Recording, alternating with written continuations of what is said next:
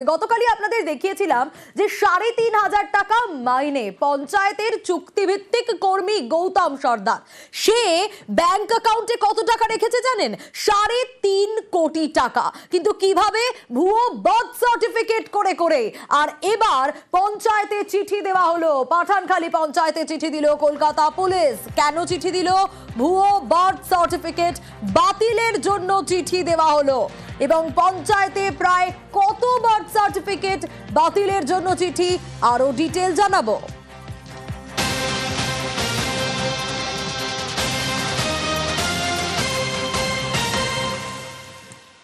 একজন পঞ্চায়েতের চুক্তিভিত্তিক কর্মী, তার অ্যাকাউন্টে উপার্জনের ৩.৫ কোটি টাকা, মাইনে তার ৩,৫০০। আরো ডিটেইল জানবো। অমিত রয়েছে আমার সঙ্গে। অমিত, গতকালই এই খবর আমরা দর্শকদের দেখিয়েছিলাম এবং পাঠানখালী পঞ্চায়েতে কলকাতা পুলিশের তরফ থেকে চিঠি দেওয়া হলো। কি রয়েছে সেই চিঠিতে? কি নির্দেশ দেওয়া হলো? কি বলা হলো?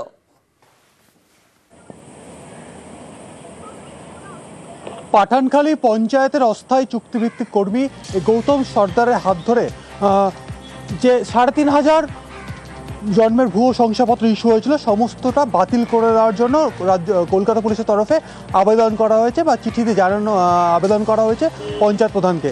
কেন আবেদন করা হলো? কলকাতা পুলিশ সূত্রে দাবি করা হচ্ছে এই যে ৩,৫০০ জন্মের শংসাপত্র ইস্যু হয়েছিল তা কিন্তু অনলাইনে, তার কোনো অস্তিত্ব নেই ম্যানুয়াল বুকে, অর্থাৎ পঞ্চায়েত অফিসে থাকা যে রেজিস্ট্রেশন যে খাতা রয়েছে সেখানে এই ৩,৫০০ জন্মের ভুয়ো শংসাপত্রের কোনো অস্তিত্ব নেই। সেই কারণে শুধুমাত্র কারসাজি করে বা পোর্টালে কারসাজি করে কারচুপি করে গৌতম সর্দার এই ৩,৫০০ জন্মের শংসাপত্র ইস্যু করেছিল। সেই সমস্ত শংসাপত্র বাতিল করার জন্য আবেদন জানিয়ে চিঠি দেওয়া হয়েছে পঞ্চায়েত প্রধানকে। অমিত, সঙ্গে থাকো।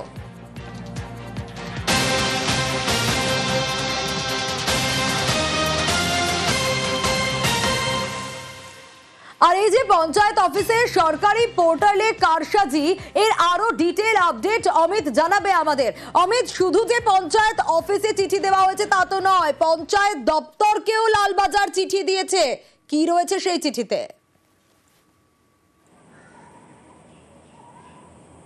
দেখো, জন্ম বা মৃত্যুর শংসাপত্র দেওয়ার ক্ষেত্রে সরকারি একটি পোর্টাল রয়েছে। সেই পোর্টালের সিস্টেমের সিকিউরিটি সিস্টেম আরও কড়াকড়ি করতে হবে বা কড়া করতে হবে, এই মর্মেই রাজ্যের পঞ্চায়েত দপ্তরকে চিঠি দিয়েছে লালবাজার। কি কারণে চিঠি দেওয়া হলো? প্রথমে তদন্ত করতে নেমে লালবাজারের তরফে বা কলকাতা পুলিশের তরফে কোথায় ম্যানিপুলেট করা হচ্ছে সেই জায়গাটা তারা তদন্ত করে বার করে।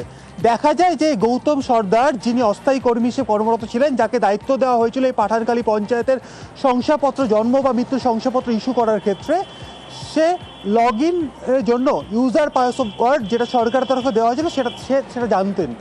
এবং পরবর্তী সময়ে সেখানে যে পঞ্চায়েত প্রধানের মোবাইল নম্বরটি ইনপুট করে ওটিপি জেনারেট করতে হতো, এখানেই সে কারসাজি করেছে। এখানে পঞ্চায়েত প্রধানের মোবাইল নম্বরের বদলে নিজের নম্বর সেখানে সে পুট করে এবং সমস্ত ওটিপি নিজে জেনারেট করতো এবং ভুয়ো শংসাপত্র ইস্যু করে গেছে। এখানেই করা হতে বলছে লালবাজারের তদন্তকারী আধিকারিক বা গোয়েন্দা দপ্তর যেটা জানাচ্ছে যে এই সিস্টেমে বদল আনতে হবে। কারণ এখানে পঞ্চায়েত প্রধানের যখন মোবাইল নম্বরটি দেওয়া হচ্ছে, তা যদি কেউ সুকৌশলে বদল করে দেয় তাহলে সেখানে পঞ্চায়েত প্রধানের কাছে একটি নোটিফিকেশন যাবে, তার মাধ্যমে পঞ্চায়েত প্রধান সতর্ক হবে এবং সে জানতে পারবে যে এই সিস্টেমে তার মোবাইল নম্বর বদল করে দেওয়া হয়েছে। এটি যদি করা সম্ভব হয় তাহলে এই ধরনের কারচুপি বন্ধ করা যেতে পারে, এমনটাই মনে করছে লালবাজারের কর্তারা। একেবারেই অমিত, এবং যে কারসাজির কথা অমিত আমাদের বলছিলেন, সেই কারসাজি করেই কত টাকা উপার্জন? অস্থায়ী কর্মী গোসাবা পঞ্চায়েতের ৩,৫০০ টাকা মাইনে হয়েও সে উপার্জন করেছিল ৩.৫ কোটি টাকা।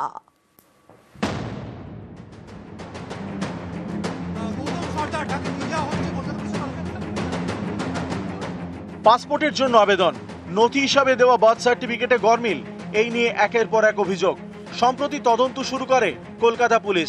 তারা জানতে পারে এসব ভুয়ো সার্টিফিকেট ইস্যু করা হয়েছে দক্ষিণ ২৪ পরগনার গোসাবার পাঠানখালী গ্রাম পঞ্চায়েত থেকে, যেখানে বার্থ সার্টিফিকেট ইস্যু করেন গৌতম সর্দার, যিনি পঞ্চায়েতের চুক্তিভিত্তিক কর্মী। গৌতমকে হেফাজতে নেয় কলকাতা পুলিশ। তদন্তকারীরা তার ব্যাংক অ্যাকাউন্ট খতিয়ে দেখেন। জানা গিয়েছে গৌতমের বেতন ৩,৫০০ টাকা, অথচ তার ব্যাংক অ্যাকাউন্টে রয়েছে ৩.৫ কোটি টাকা। 2022 থেকে এই হিসেব বহির্ভূত টাকার রমরমা। ভুয়ো বার্থ সার্টিফিকেট তৈরির নামে টাকা তুলতেন গৌতম। একটা বার্থ সার্টিফিকেটের জন্য 2500 টাকা। দক্ষিণ 24 পরগনা সহ বিভিন্ন জেলায় রয়েছে তার এজেন্ট। সেই সব এজেন্টরাই গৌতমের অ্যাকাউন্টে টাকা পাঠাতেন। নগদেও তার অ্যাকাউন্টে লেনদেন হয়েছে। কিভাবে ভুয়ো সার্টিফিকেট ইস্যু করতেন গৌতম সর্দার? তদন্তকারীদের দাবি, বার্থ সার্টিফিকেট ইস্যুর কাজ করতেন গৌতম। এই সার্টিফিকেট ইস্যু করতে গেলে ওটিপি জেনারেট হয়। ওটিপি ঢোকে পঞ্চায়েত প্রধানের মোবাইল ফোনে, কিন্তু কারসাজি করে পঞ্চায়েত প্রধানের বদলে নিজের মোবাইল নাম্বার দেন গৌতম। এরপর একের পর এক ভুয়ো বার্থ সার্টিফিকেট ইস্যু করেন। কলকাতা, হাওড়া, হুগলি জেলার অনেকেই ভুয়ো বার্থ সার্টিফিকেট পেয়েছেন। এভাবেই তৈরি করা হয়েছে 3500 ভুয়ো বার্থ সার্টিফিকেট। মূলত জন্মের ভুয়ো শংসাপত্র তৈরি করা বাবদ যে টাকা গৌতম পেয়েছে সেই টাকায় গচ্ছিত রয়েছে ব্যাংক অ্যাকাউন্টে, দাবি কলকাতা পুলিশের। ক্যামেরা কাঞ্চনের সঙ্গে অমিত, নিউজ 18 বাংলা, কলকাতা।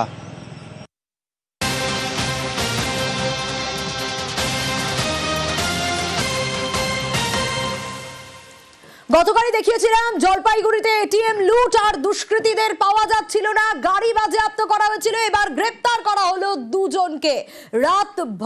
রাতভর বৈকুণ্ঠপুর জঙ্গলে তল্লাশি চলে, আর ভোরেই জঙ্গল থেকে দুজনকে গ্রেপ্তার করা হয়েছে। আরো ডিটেল এ বিষয়ে জানাতে পারবে শান্তনু, রয়েছে আমার সঙ্গে। শান্তনু, দেখো, বলা যেতে পারে যে গতকাল যখন দুষ্কৃতীদের গাড়ি থেকে গজলডোবা এলাকা থেকে উদ্ধার করলো পুলিশ, এবং তারপরেই পুলিশ ধরে নিয়েছিল যে বৈকুণ্ঠপুর জঙ্গলের ভেতরেই দুষ্কৃতীরা কিন্তু আত্মগোপন করে থাকতে পারে। সেই কারণে কিন্তু বৈকুণ্ঠপুর বন বিভাগের যারা বনকর্মী রয়েছে তাদের সাহায্য নিয়ে শিলিগুড়ি এবং জলপাইগুড়ি পুলিশ কিন্তু যৌথ অভিযান শুরু করে, এবং গোটা জঙ্গল জুড়েই কিন্তু কুম্বিং অপারেশন চলতে থাকে। ভোর রাতের দিকে কিন্তু সরস্বতীপুর জঙ্গলের নেপানিয়া বস্তি সংলগ্ন এলাকা থেকে স্থানীয়দের সাহায্য নিয়ে কিন্তু দুজন দুষ্কৃতীকে পুলিশ গ্রেপ্তার করেছে।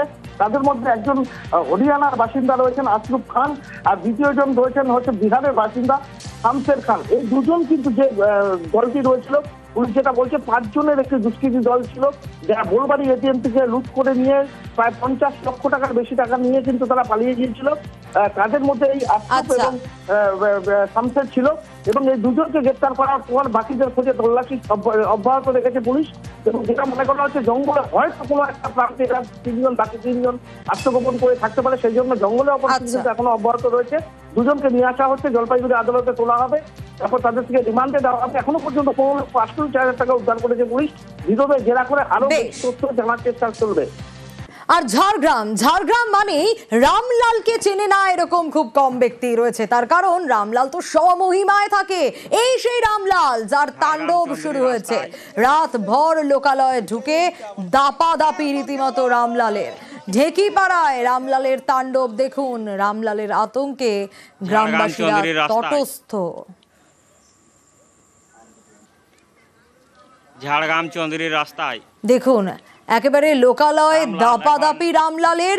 রাস্তা তারই, এমন ভাবে চলছেন রাস্তা দিয়ে রামলাল যেন আর কারো যাওয়ার জো নেই। কিন্তু এলাকাবাসীরা তারা তো রীতিমতো আতঙ্কিত, কারণ রামলালের দাপাদাপিতে তারা ভয় থাকে কখন কি হয়। ঝাড়গ্রাম চন্দ্রীর রাস্তায়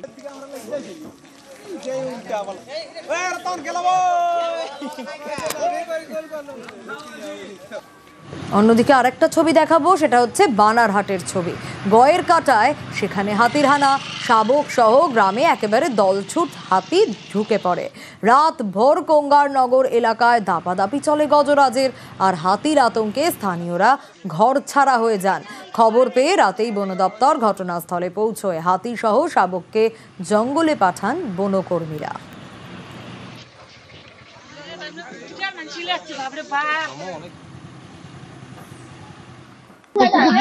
হইচই করছিল, তো আমি বাইরে বেরোলাম, গাড়িটা হয়তো রাস্তায় ছিল, দেখি আমার ঠিক মাঠের কোনার মধ্যে একটা বড় ছাওয়ার মতো, তো বুঝলাম যে হাতি নিশ্চয়ই হয়। তো তাদের আমি গাড়িটা কোনো মতে আমি গেট অব্দি ঢুকাতে পারিনি, কারণ হাতির সামনে চলে আসলো। কয়টা ছিল? একটাই ছিল, বড় হাতি ছিল। লোকজন কতটা আতঙ্কিত? লোক আতঙ্ক হবে, কারণ আমাদের পাড়ার মধ্যে মানে এরকম বাড়ির সামনে হাতি, মানে আমিও দেখিনি কোনো, আমার চোখের সামনে দেখা, মানে আমি আর 1 মিনিট লেট করতে আমার সামনেই পড়তো, আমি সামনে পড়তাম।